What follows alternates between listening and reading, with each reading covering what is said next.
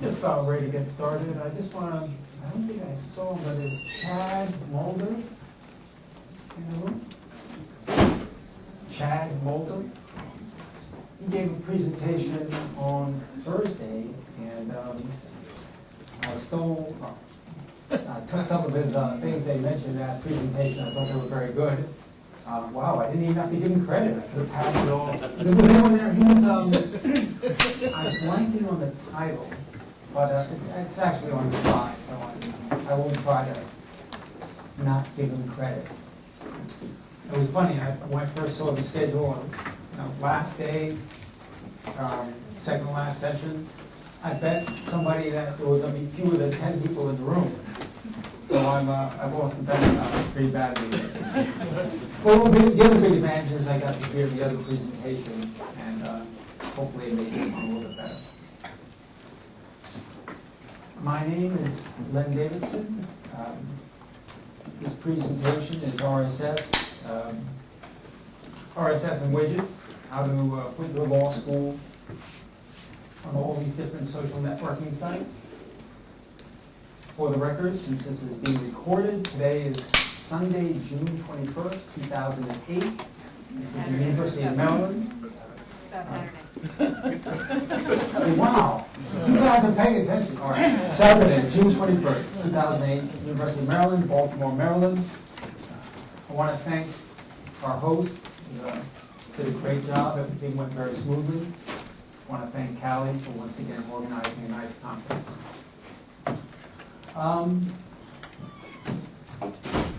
going to jump right in by showing you a widget that I built for my institution. And while I'm showing you all the wonderful things that it does, I'd like you to be thinking of this question: what % of Catholic University law students will use this widget? Let me go to a live version of the widget. Again, I'm just starting off by looking at a widget I built. It's right there in the white box. There's a search box for a catalog. I'm going to type in contracts. And up pops, this is our online catalog. Everything in our catalog about contracts shows up. But wait, there's more. There's a link to our databases page. Underneath quick links, if I click on this, I go to a long list of databases. We have CCH, Legal Track. God, I should know this, but we have a whole long list of things.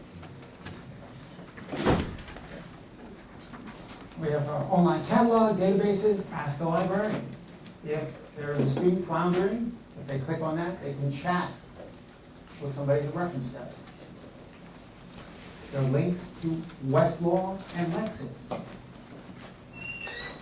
I call this Library in a Box. Basically, 90% of our web hits are probably inside of this one little area. But wait, there's more. At the very bottom, there's a Get Widget button. If I click on that button, up pops this really neat screen, and I can now copy this widget into different social networking sites. I want to come back, though, to that original question. What % of Catholic University law students will use this widget? I got to be honest, we haven't gone live with this widget. No, not yet. I'm a very cautious guy. But I do have numbers from the University of Pennsylvania. They have a widget just like ours. Searches the online catalog. It's got a link to databases, links to chat. Pretty much standard, same thing. So I have numbers from their library. It's not a law library. It's a Penn State main campus library. Does anyone want to venture a guess? What percent of their students use this widget? 20%. 20%. You want to give a justification? I think students would find it useful who are serious about finding information from the library. If you're serious about finding information, this is Library in a Box. Any other prediction? 90%. 90. 90%. Whoa. Let's see. Assuming Give row them is up quick, give here, them fast, give them easy, they're going to use it. they're gonna use it. I'm sorry. What was the other part? Give them quick, give them fast, and give them easy. That is it's a compressed library. You can't get any smaller than that. I'm serious. I mean, I can take that home under my arm. 90%. Is anyone, any other numbers? I'd say 80 to 85, because what we've been hearing here is that's the percentage of people who are using social networking sites. Very good. Oh, well, again, I'm 80. 80 to 85. Sorry, I was just worried about the feedback. Speak softly. I'm a little rusty off the board here, so any other guesses or predictions? 12%? 12%? 12%. Why so little? Based on the number of students who use the catalog.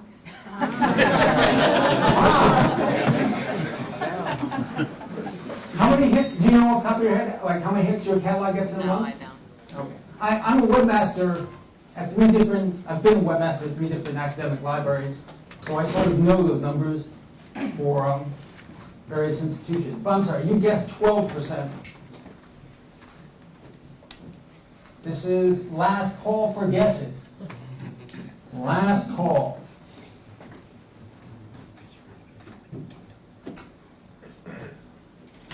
I'm a little surprised because, let's see, oops, gotta master this part. Penn State, again, this is not our widget, but this is what they got. They're using WidgetBox. One of the features of that widget distribution platform is it tells you the exact number of installs. They have 310. They have 70,000 students. That is 0.4%. Zero. Is that installs or just uses? Installs. But they can use it without installing it, right? They probably could. Okay. They probably could. But I'm not selling this as the be-all and the end-all, but I was really shocked by how optimistic you all were, because I was predicting, my personal guess is that if you can break the 1% barrier, you are doing really well. Now, you're talking about people putting it on their site. I thought I was installing it for the librarians. I'm sorry? I thought I was installing them for the librarians. Do you work at Penn State? No. Okay, sure. And actually, I doubled the number. The one bad thing about WidgetBox is if you use it to create a Facebook app, it's very poor. Well, I'll cover that at the very end. So they're actually using WidgetBox just for everything else but Facebook. So the number of installs was 155, I doubled it. So it actually, for everything else but Facebook, they had 0.2%.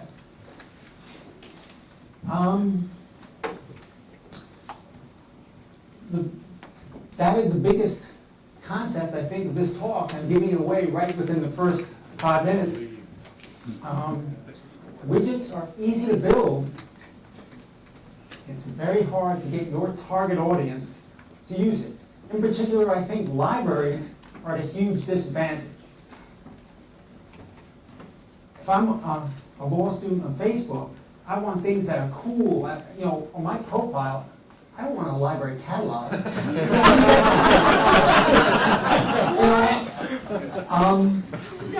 I suspect I'm the one. I actually have a Facebook page. I've got like 12 library catalogs. People probably think I'm deranged, but that's a whole other story. A little bit. I know I jumped in and threw that out there. I want to give you a little bit more about my background and some of my biases. I've worked in academic libraries my whole life. I actually started out as a medical librarian. I have a bachelor's degree in chemistry.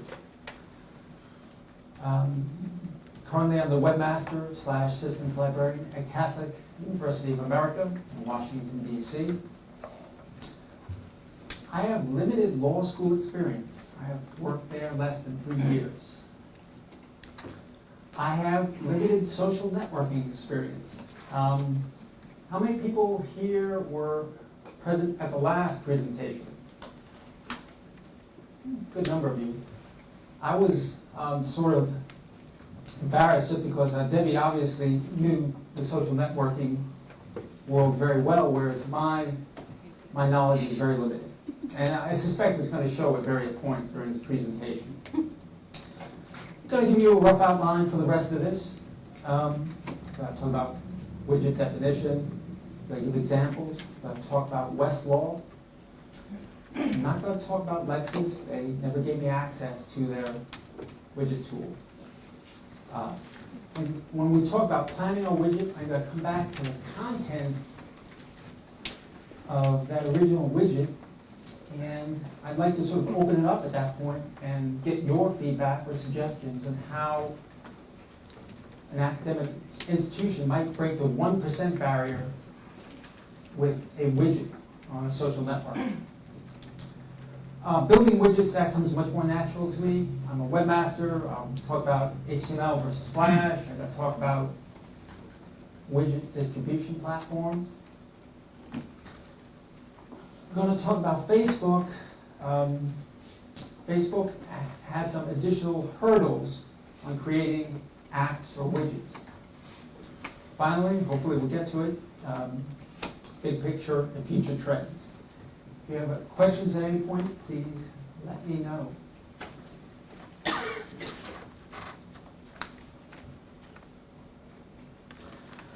Definition of a widget.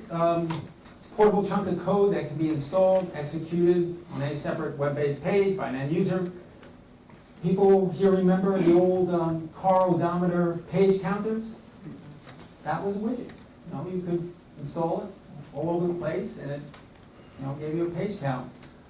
RSS and news feeds.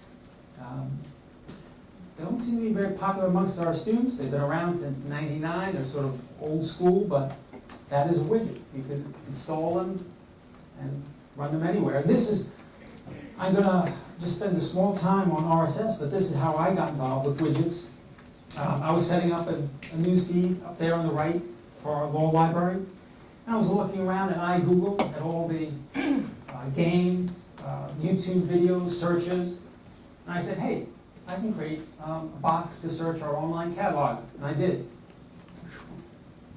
It's up there on the left. But there was one big difference between that RSS feed that I created and that Google gadget that searches our catalog. With RSS, there's a standard. Everybody's using it. I can create the RSS once, use it everywhere.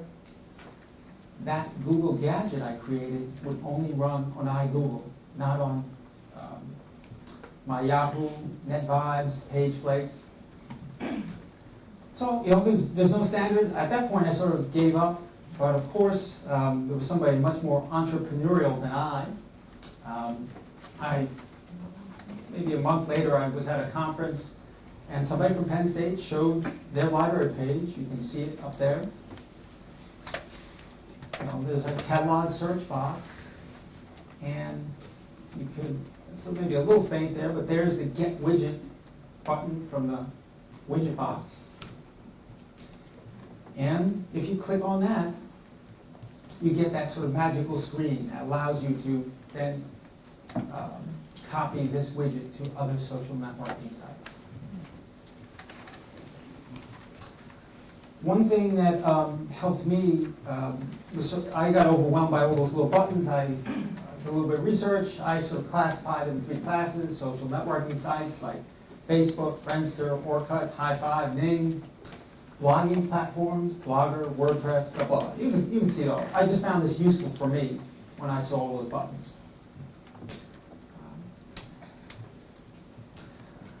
I want to come back to that definition because I think, even though I stole it from Wikipedia, I know I had a link on the first slide. The one thing that's really getting people excited about widgets is the fact that they can become viral. They can spread like a virus. That, if one student installs it on their Facebook and everyone else looks at it and say, hey, that's cool. All that person's friends. It spreads like a virus. This has got the advertising world salivating. I'm going to try and show you different ads. One of the things, if you look at these, they're all visually very attractive. The graphics are awesome. They've got games. They've got chat sessions. I feel a little inadequate when I look at my widget and their widgets. But again, they've got a lot of money. And they are really, they got video. Yeah. Again, I'm sorry. If you put up something like your widget that is setting your catalog, you're searching your catalog, can somebody go in and screw with it? So say, for instance, whatever you type in the keyword, it will take you to some bizarre part of, in other words, can they screw with it? Can they screw with the widget? That you make and then that somebody takes off, you said it can go viral and be spread. I'm going to save that a little bit for later because it depends whether you're using a widget host or a widget wrapper. Okay. So it sort of depends on, again, it's getting into the nitty gritty. I love that part. But let's wait and I'll address that later. The short answer is nobody's going to mess with a library widget. What are you thinking? So you type something in it and it's a porn site. And it's got your logical name on it. Nobody's got. That's such a waste of time. I see your point, but I can see my thank you administration saying. I think there's so many better opportunities for spreading porn than. That's where my mind's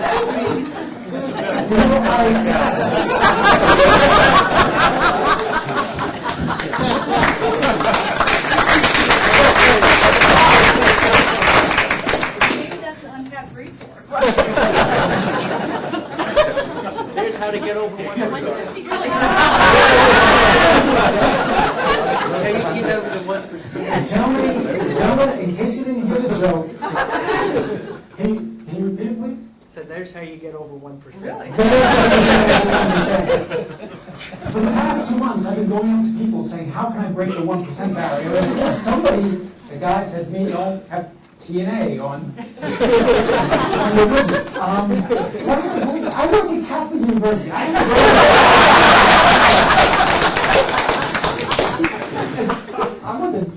right. That was not in the script. Okay, back to widget advertising. People salivating. I'm not going to click on these links at your leisure. There are people debating whether widgets are going to take over the advertising world. And in the academic law library world, I don't think either of these that relevant, but they're there for your perusal. For completeness, I'm going to talk about sort of a subclass of widgets. LiveX toolbar. Debbie Ginsberg and her colleagues at Kent Law, they've set this up. Basically, if you set up this toolbar and install it on a particular browser, you can search your online catalog. I sort of consider this a second class of widgets, or not as exciting because you can't really go viral with them. If you install it on your laptop or your PC, all your friends aren't going to see it. Something very similar is called opensearch.org. I actually set this up. If you go to the Law Library homepage, Every modern browser has a little box at the top right that you can search Google, Yahoo, whatever. If you go to our law library, there'll be a thing that'll let you search our online catalog. This is so subtle, but again, it takes 10 minutes to do, but again, it's sort of like the antiviral widget. You know, it's just, nobody's going to notice. There are desktop widgets, Apple and Vista. Again, I'm not really going to talk about it, but there are links here on either of these slides. I'm going to spend a couple minutes talking about other people's widgets because one of my strategies to break that 1% barrier is to show students other widgets that they might be interested in. And here's a good starting point. I'm not going to click on these at your own leisure.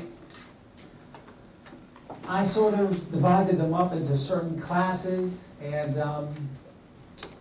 I'm going to go through them in just a moment, but last night I had an epiphany that all these things were very practical, but the average law student wasn't going to care a darn.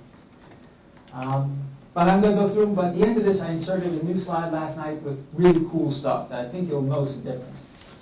File sharing, let me go back to the blog here. Got to close out of this, but there should be a nice box at the very bottom. There's box.net. You know, in fact, I believe I have the latest copy of my slides.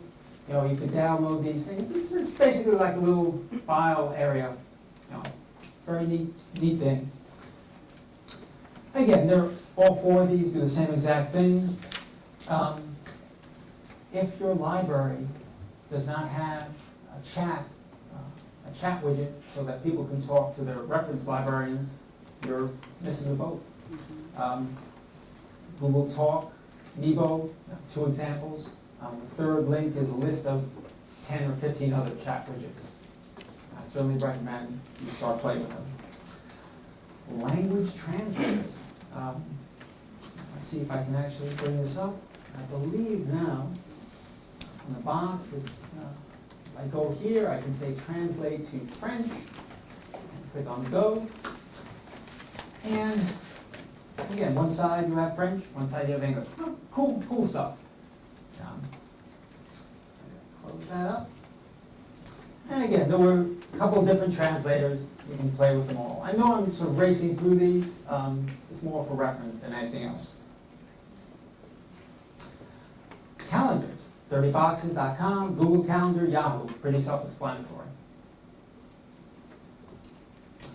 More widgets. Financial information, stock information, maps, you know, link preview.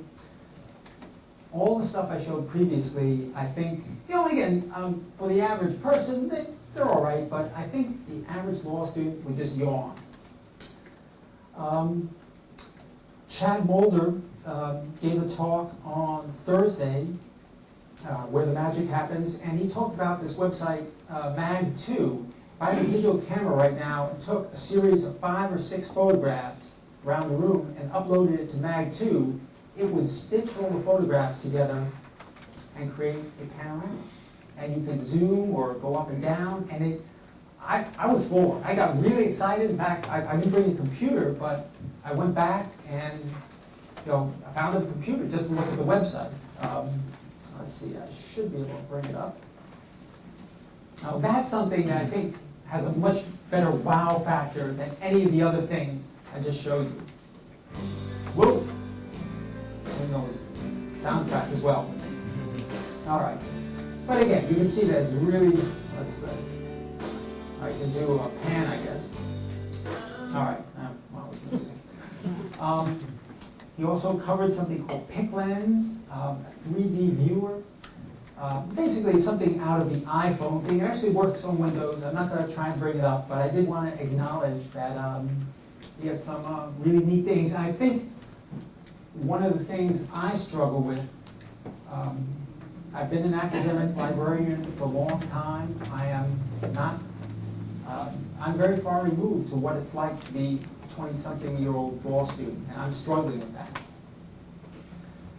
So anyway, this certainly might help me attract some eyeballs.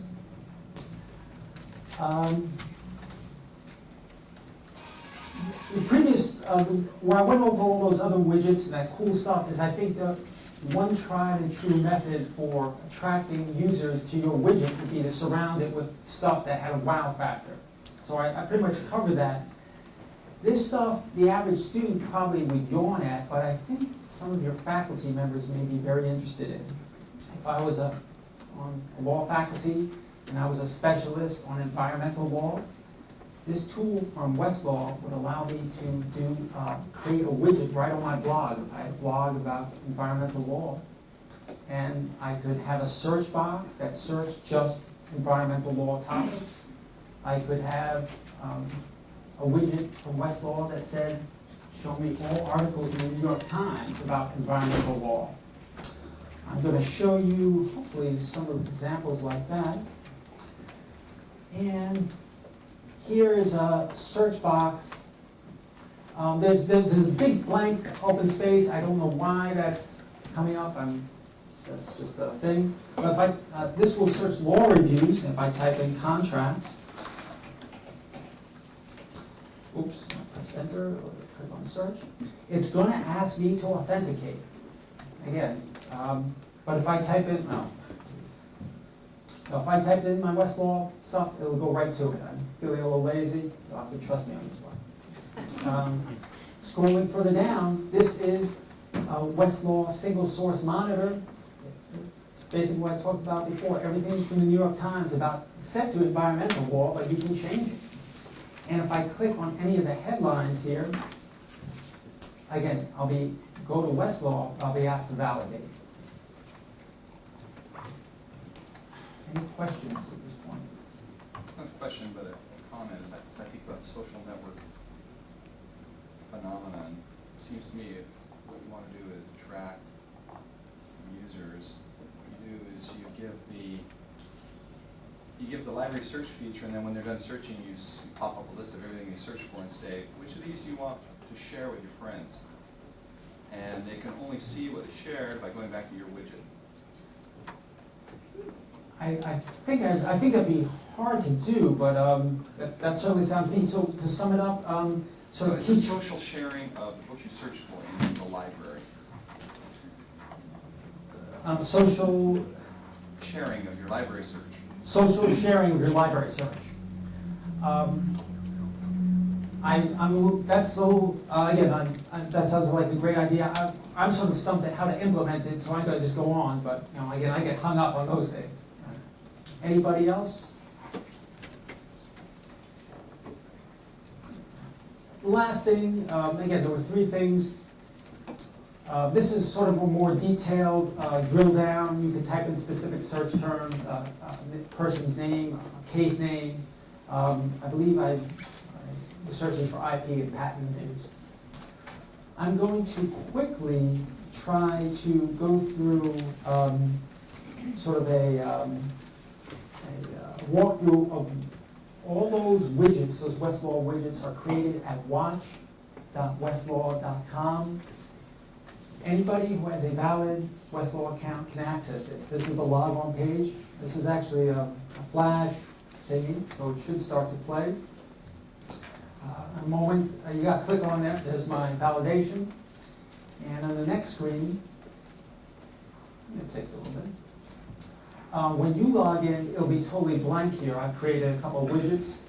The moment I clicked on, I didn't stop it in time, but I clicked on here, single source monitor, and now it's asking me, again, it's a really nice, this is a wizard that goes step by step.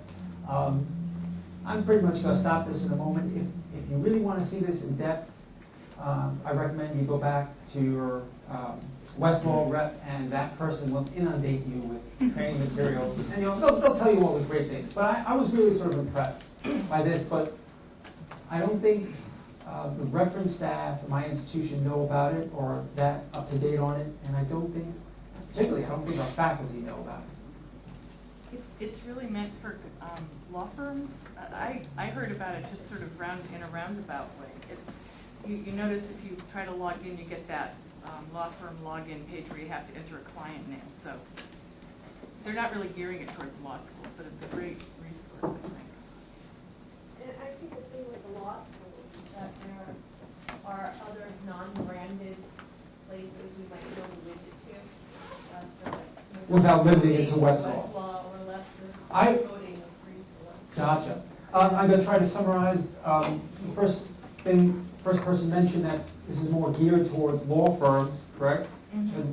And you mentioned that it might be better to focus on non-branded or non-specific. Right, we would probably build a widget to,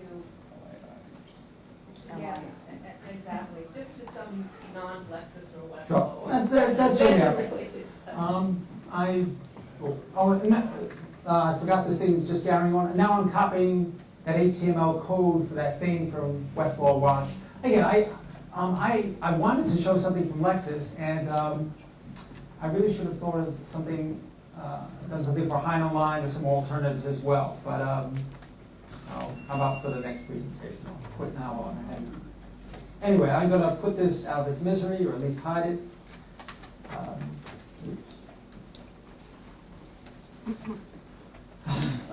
Again, Lexis claims they have something, but I was never able to get access to it. Come to building your widget, and I've come to the content portion. I'm trying to now think of how we could break the 1% barrier. Most library widgets are pretty cookie cutter. They all have an OPAC search box, online public access catalog, all have links to databases, all have links to reference chat. Do you have any suggestions? I think the problem is that, I mean, if they're going to search, and they're going to try to chat, why are they going to sign into Facebook to get to that when they could, most likely, I mean, a lot of our students have the law library or the law school webpage as their homepage, so they just open up. So it's an extra search thing, but I think if you can get into the Vista widgets, and especially, like, I use my Apple widgets. Gotcha. And so you don't get the viral aspect, but it is an easy access for the students, and I think you get the viral because it's word of mouth. They go, oh, I've got this widget, it's great, I can search in a second. I think she was pointing out that I really poo-poo desktop widgets and that they can become viral in that by word of mouth. I think. Yeah, I mean, that's how I've found 90% of the widgets that I use, is my friends tell me about them.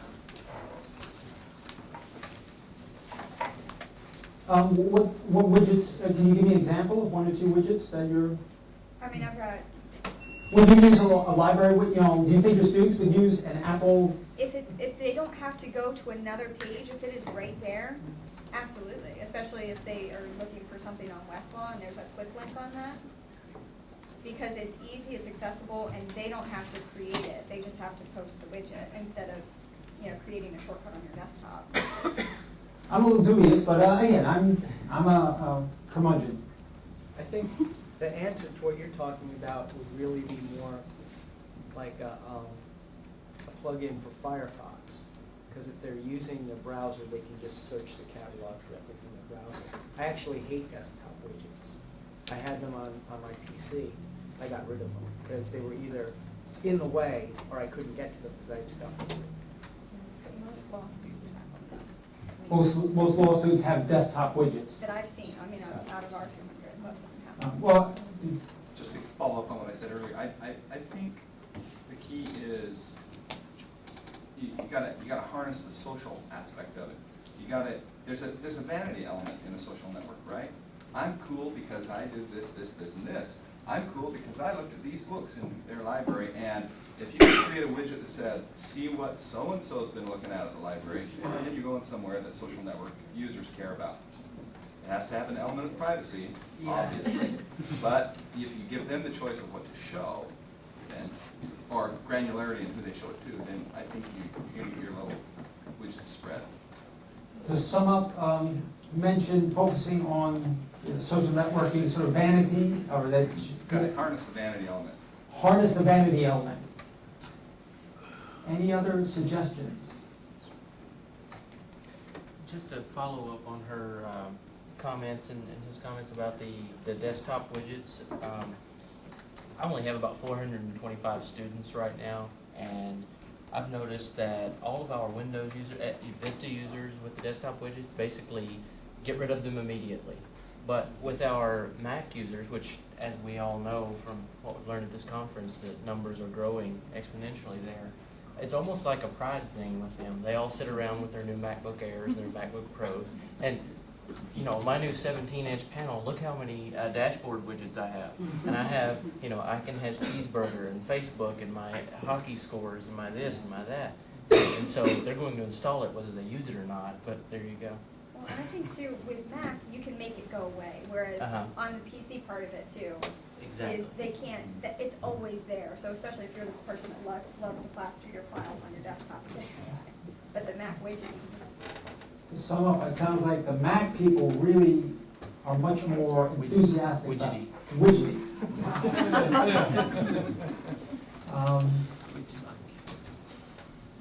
I confess, I'm a Windows sort of Luddite, you know, and it shows.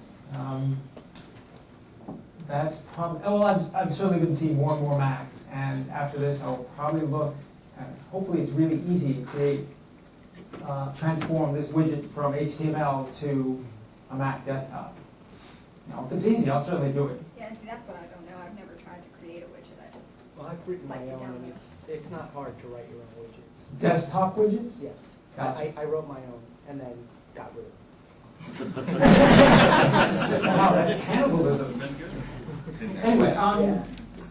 last call for, oh, I'm sorry. So maybe that's the answer. Maybe your target audience should be your Mac users. And as they sort of build up this competition, they're more social. Maybe your PC users will start adopting it. Wow. The suggestion here was to target your Mac users and let them drive your OPAC widget to victory. Am I summing up here? I am very dubious, but again, I am throwing it out there. I am throwing out there. I'd like to present my idea, and again, the one thing that strikes me even more than a library page in Facebook, I believe there should be something from our Student Affairs page. Student Affairs has so much stuff for the average law student: events, scholarships, competitions, and internships. They're not doing anything on Facebook, and I was thinking of putting something on this widget I showed you originally to connect to them, to show them all the stuff that Student Affairs has. Again, this is a fairly lame idea. I'm just throwing it out there. Some other ideas, links to law school class page or group. I checked in Facebook, there is a group for undergrads at Catholic University. Maybe if we created one for a law student, 1Ls, or a specific class, that might help drive some traffic. If we could somehow get the widget to either point to that or be branded with the 1Ls or whatever. I don't know. Again, I'm flailing about here. This is not my expertise. Final idea, links to networking events, law events in Washington, D.C. There's tons of them, right? I mean, that's the great thing about living in Washington if you want to be a lawyer. These are some of my ideas, but I'm getting the sense my institution is not that creative or not that involved or looking to be involved with Facebook. And that's, I think, some of the problem. And I can't unilaterally just push the whole university there. They might not want to go. So it's some of the things I'm dealing with. I'm going to get back to something I'm a lot more comfortable with, the nitty-gritty stuff of building widgets. One of the first decisions when you're building a web widget is whether you want to do Flash or HTML. And I'm going to go here. Let's see, I passed it. On the left column, you have the HTML widget. On the right side, it's Flash. They're basically the same thing. The Flash one, I never got around to doing the drop-down menu so you could select keyword and title and author like you could on the left. But I mean, that's, at some point I could do that. Flash is generally the thing of choice amongst particularly advertising widgets. It's very polished. You can control the look and feel on a much higher level. But for what we're doing here, I suspect I'm probably going to stick to HTML. It's just simpler. Okay. The other thing, the negative about Flash, you have to go out and buy the software. It's a chunk of money, and it's sort of an effort to learn about it. So there's certainly some negatives about using Flash. If you are going to use Flash, the next two slides will save you some time. For any text input, you have to go to the user interface drop down on the top right and select text input. If you want the URL that searches an innovative interfaces catalog, it's right there on this slide. This will save you some time if you're actually doing this in Flash. Again, very detailed, nitty-gritty stuff. Next decision you have to make about your widget is how are you going to make it viral, or potentially go viral. You're going to use a widget distribution platform. You remember that initial problem I had where I coded something for iGoogle and it wouldn't work anyplace else? This is the place that takes care of that. This is the magic that takes care of all that. It'll also, if you want to try and publicize it to the world, you can do that through here as well. There are two types. Widget box, which we've already talked about, is a widget host. If I want to change a link on my widget, I go to widget box, change the link, and it's instantly propagated to everybody. 50 or 100 or 200 people have installed it. Whenever they open up a copy of that widget, they're actually going to widget box. So there is a centralized source, and you asked about hacking. The place that will probably get hacked is if somebody logged into your widget box account and did something malicious. And that's certainly possible, but again, I've stated my views on this, that it's probably unlikely. But again, that certainly can happen if you're using a widget host. A widget wrapper, the website that does this doesn't hold on to your code, it just installs it on iGoogle, Facebook, whatever. But once it's installed, it's there. You can't make a change. It's sort of static. So in that case, it can't be hacked. So if you are really concerned about being hacked, you probably want to go with a widget distribution platform that consists of just widget wrapping. Most people like the idea of that it's centralized and that you can automatically update it. I didn't think of hacking, but I thought of the idea, what if widget box goes broke? All of a sudden, poof, all those widgets are gone. What if widget box decides to start charging money or posting ads? You're at the mercy of a third-party website.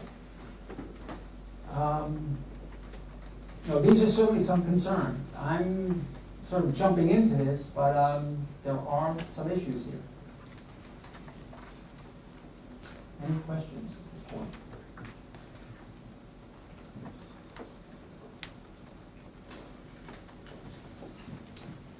Now I'm going to sort of compare about 4 different platforms. I'm going to have a slide for each one. Widgetbox is sort of the top of the list for various reasons. It's very polished. And if we come back here side by side, again, you really can't, a lot of libraries are, Penn State, and I believe 2 or 3 other libraries are using this. The next one on the list is Gigya, and this is a wrapper. It's not, the code is not hosted on the Gigya website.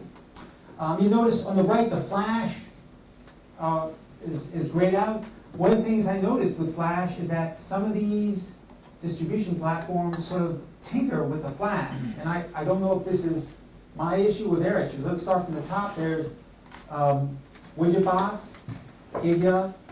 Look at ClearSpring. It does some anti-aliasing there as well as adding a transparency. Your minis, look at this one. this looks perfect, right? I'm going to type in cat. There's no text there. It actually did type. If I, so again, one of the things I'm driving home here, and I love this sort of nitty-gritty testing here. I got a chart. I've got all the permutations. You really have to test these things out before you go live with them.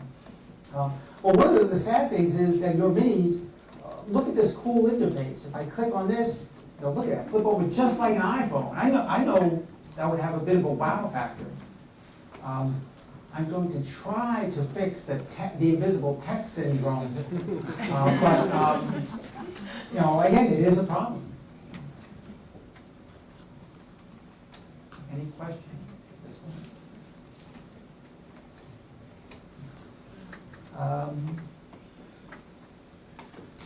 Let me start going back to the slides. I'll cover quickly.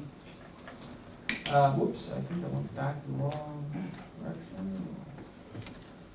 Oh, okay, I'm sorry. Okay, there's Widgetbox. Okay, Widgetbox is a widget host. It's very easy, nice look and feel.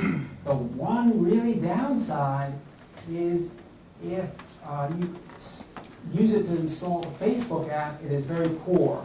I'll come back to that at the very end.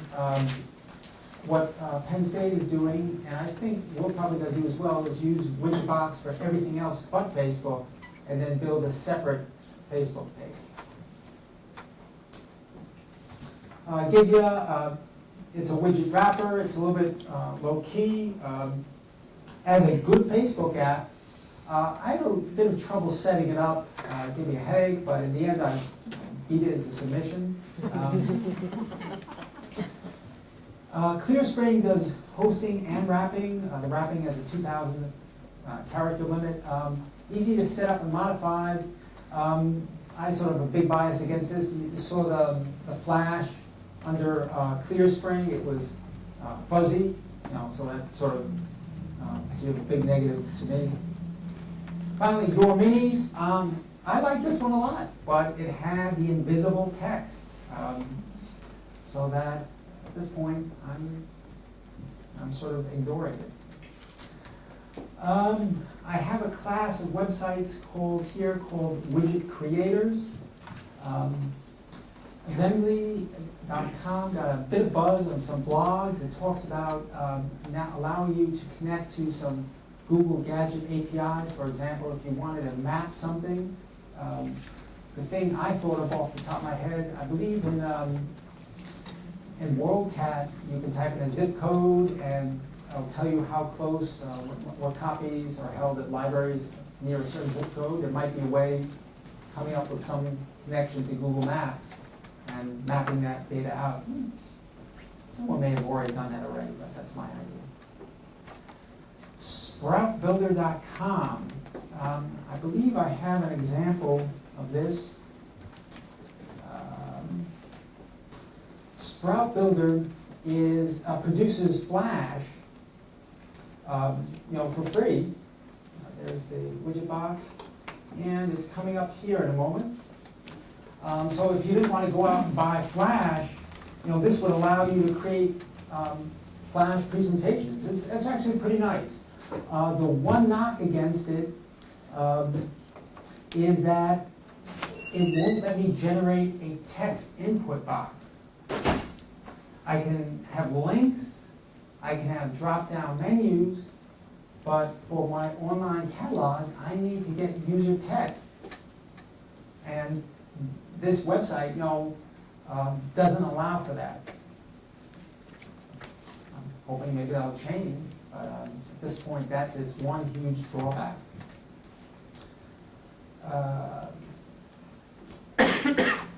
Leafletter, still not open to all users. Let's skip that. The last two, RockU or Slide. This is, again, if you want to throw up a bunch of pictures and have a soundtrack in the background, these are for you. And these have a bit of wow stuff for maybe the average 20-year-old, but I'm just throwing them up there. Any questions at this point?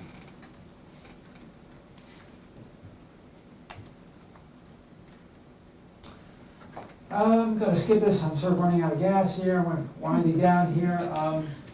Facebook library pages. I want to try to distinguish between a Facebook page and a Facebook app or widget. Creating a Facebook page is really easy.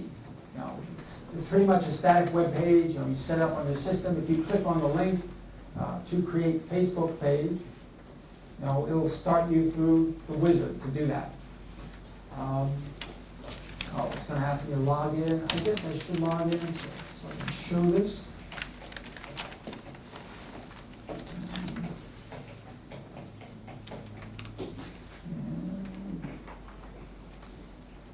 That's all right. I got that.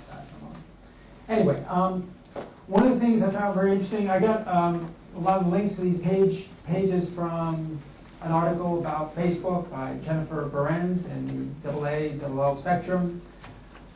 Duke University, their law library or their server, web server, got hacked, and they basically pointed people to their Facebook library page, and it was their web presence for a bit of time. And the students really liked it, you know, so that I am a little dubious of creating a page for our library. I don't think we have enough content that people would want to add it, be fans of that page. You know, I'm presenting this option to the reference staff and the rest of the library, but it's their decision, and if they want to try and sell it and make it something useful and interesting to the students, I welcome them to do it, but I know I can't do that for them. So a page is, you know, anybody, if you have a Facebook profile, you can create a Facebook page. Very easy, you know. To create a Facebook app is much more difficult. You can't just use HTML. You've got to register as a developer. It generally requires a dynamic programming language, PHP. I have experience in PHP, but I did not have a PHP server. I went to main campus, and I know they're running Linux, but they said, no, we have no space for you. So I was really stuck, and I was very frustrated. But fortunately, there's a main campus library at Catholic University, and they got tired of waiting for main campus computer services to do stuff for them, so they set up PHP and Linux. And so that we're eventually going to be setting up an app on the main library. But again, it's certainly a lot more effort. But again, you could generally find a graduate student or somebody who loves tinkering with PHP. I've actually started tinkering with the code, and I went out there, and it turns out UC Library has a nice catalog app on Facebook, and they posted the code. There's, the first link is their app, the second link is their code. I'm very grateful for them. JSTOR database, I believe Debbie had this on her library Facebook page. I asked them to post their code, and they said they're thinking about it. The one nice thing about the Facebook app for JSTOR is you can add in a proxy server. So that way, if you add in your proxy server and set it up correctly, from then on, you can go search the database. You don't have to authenticate or anything. I thought that was really nice. I'd like to be able to duplicate that feature for other databases. I'm hoping I will convince them to share the code on how they're doing that. Duke University, they have, again, a Facebook app. In addition to their Facebook library page, this is an app or widget to search their online catalog. If you want to look up lots of other examples of Facebook apps, there's Facebook reviews.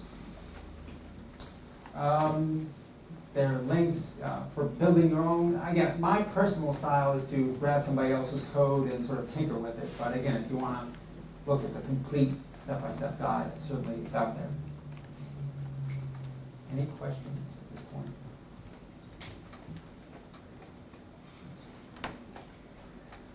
Okay, we're sort of winding down here. Going to talk about some big picture items. Open social is not something that is going to affect me directly. It's influencing how people are building social networking sites.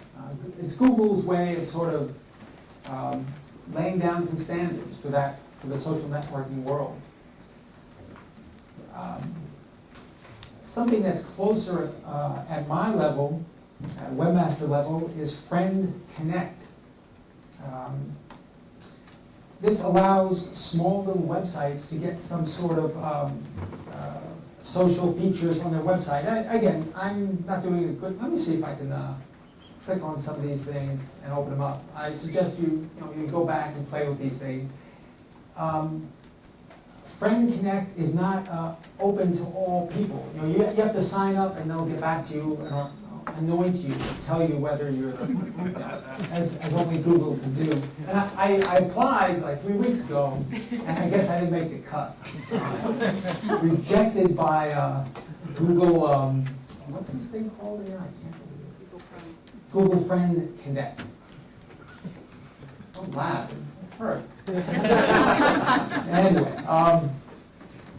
at some point, you certainly recommend keeping an eye out that way. It sounds like, let me see if I can go back to that example. This is Guacamole, a guacamole recipe website, and this person is really tiny, webmaster, whatever, but they can track different users, and again, just harness some of the social networking features, and that's great. At this point, I haven't really started to think, that far ahead, but it's probably going to have an effect. Anyway, oops. All right, I am definitely running out of gas here, but we're almost there. Here's a diagram from Google. At this point. Here's some articles that that talk about this thing in a lot more detail. Along my travels this past 2 months, I came across these things, these mashup creator tools. At some point, I got to go back and play with them. They're not quite widget-oriented, but you can do fun things with them. So I'm putting them out there. Okay, we're at the end. I want to thank my director, Steve Argentin, my colleagues at CUA Law for enduring the previous versions. And now, are there any questions? Yeah. If you're, with your 0.4%, why? What am I missing?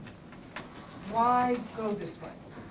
Do you think that by going viral, if you write the right app, it'll go? I mean, you must think that. So the question is basically, why invest effort in this if it's going to generate so little usage? Right. It doesn't cost me anything other than time. But you must think that it has a lot of potential. I don't know. Oh. That's what I'm asking. In theory, it does. But I think the key for my institution is to get other groups involved. I don't think I can be the sole presence. The reason that I have it on my roadmap to do is because I can sit and look from the camera in the back of the classroom, and in the sea of Macs in the room, they're playing with their widgets instead of listening to the lectures, and you might as well be a part of that, is my thought. And so do the right app, and then you're in front of them that way, and then making use of your resources. And if I can, are there any professors or apps that you know that are out there that have already been created that are being used in classes? Any apps that are currently being used in class? Not class related.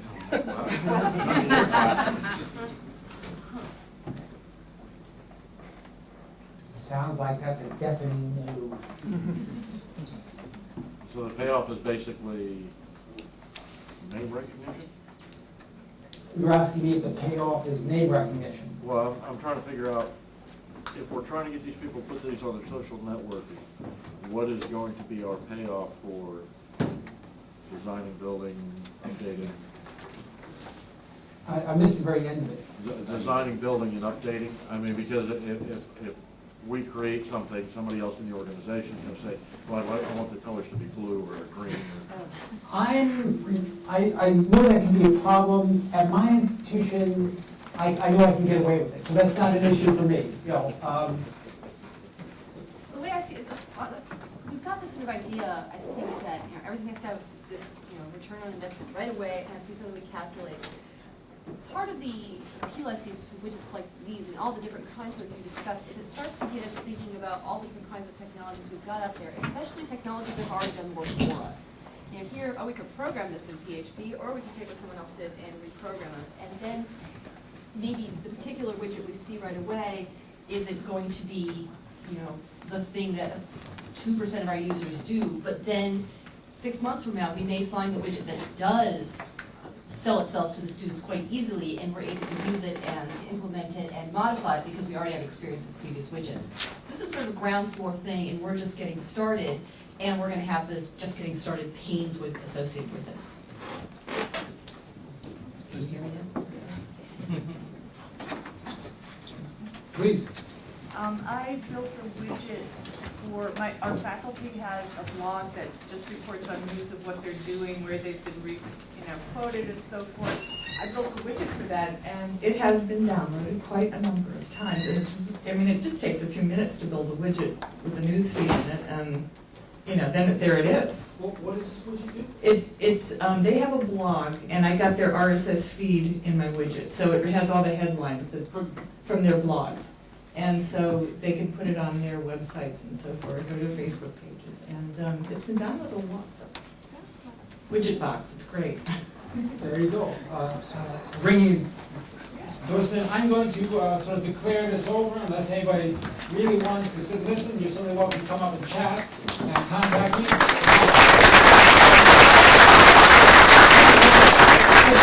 I hope I'm still employed. I work at Catholic University. I'm going to ask them if they can cut out the little part there so that I don't get into trouble.